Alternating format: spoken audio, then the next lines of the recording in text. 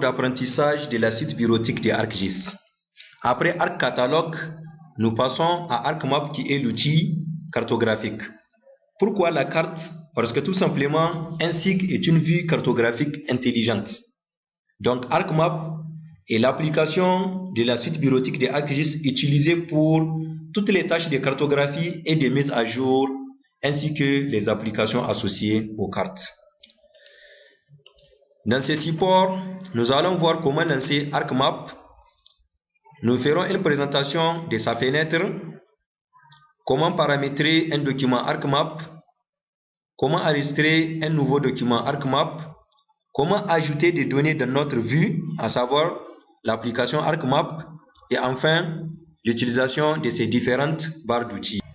Pour lancer l'application ArcMap, il suffit de cliquer sur le menu Démarrer, tous les programmes, ensuite vous choisissez ArcGIS et enfin l'application ArcMap. Vous pouvez également créer un raccourci sur le bureau afin de faciliter le lancement de la dite application. Quand vous lancez ArcMap, donc vous avez les choix, soit ouvrir un document vide ou bien ouvrir un modèle ou bien ouvrir un document existant. Nous choisissons d'ouvrir un document vide. Dans la fenêtre de ArcMap, nous avons tout d'abord la barre de titre, ça veut dire là où sera inscrit à chaque fois le nom du document qui est ouvert.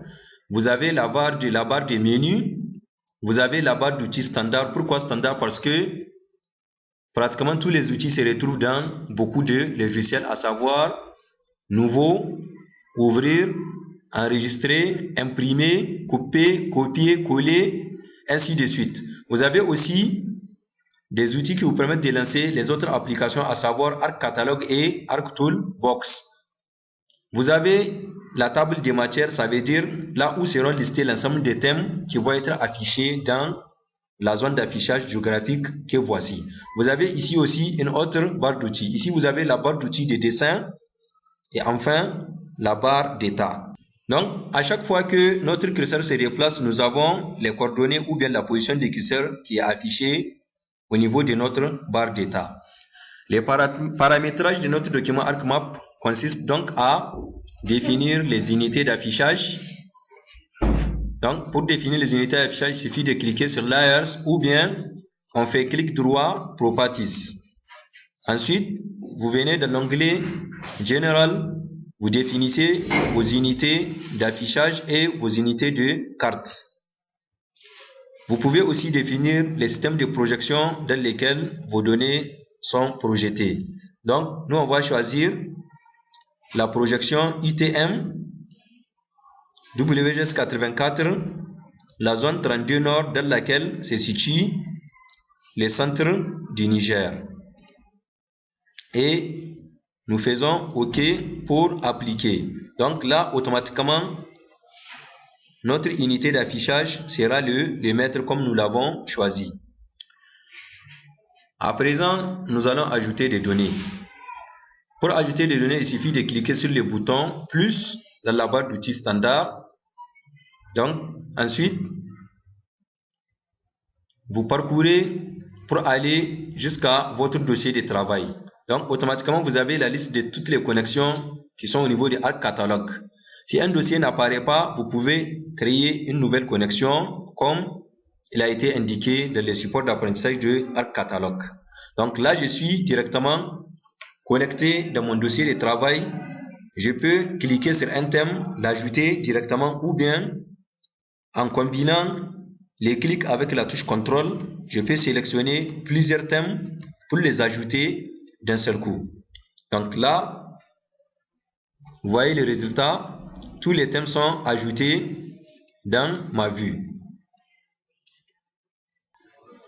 Donc tous les thèmes ajoutés sont listés au niveau de la table des matières. On voit que chaque thème est représenté par son nom, ensuite son symbole, à savoir les symboles de représentation dans la vue. Comment afficher ou masquer un thème? Il suffit tout simplement de cocher ou bien de décocher les boîtes à cocher qui sont à gauche du nom du thème. Donc par exemple, si je vais afficher les départements, je coche. Si je vais les masquer, je décoche ma case. Donc là, je choisis d'afficher uniquement les départements et démasquer les autres thèmes. Donc, au niveau de notre barre d'outils Tools, nous avons l'outil du zoom entrant. Vous pouvez soit cadrer une zone pour zoomer dessus, ou bien vous cliquez là où vous voulez et vous avez un zoom automatique. Nous avons aussi l'outil de zoom sortant. Donc, vous pouvez à chaque fois cadrer sur une zone pour dézoomer, ou bien vous cliquez directement et vous dézoomez. Vous avez aussi l'outil de zoom fixe. Ça veut dire le centre d'affichage ne va pas changer, mais il y aura un zoom soit vers l'intérieur, soit vers l'extérieur. Vous avez également l'outil main qui vous permet de déplacer la carte afin d'afficher les parties qui sont masquées dans la zone d'affichage. Vous avez également le bouton Full Extent qui permet d'afficher tous les thèmes qui sont dans votre table de matière. Vous avez l'outil qui permet d'aller à l'affichage précédent, tout comme aller à l'affichage suivant. Nous avons aussi l'outil qui permet de sélectionner un objet. Quand on sélectionne un objet, celui-ci apparaît en brillance. Donc là, je viens de sélectionner quelques départements. Vous avez l'outil qui permet de désélectionner. Vous avez le curseur, vous avez aussi les boutons Identify comme au niveau de Arc Catalogue avec lesquels vous pouvez directement identifier les objets. Vous avez aussi l'outil qui vous permet d'aller à une position donnée. Donc, il suffit, par exemple ici par défaut nous avons degrés, minutes, secondes. Nous pouvons choisir le mètre.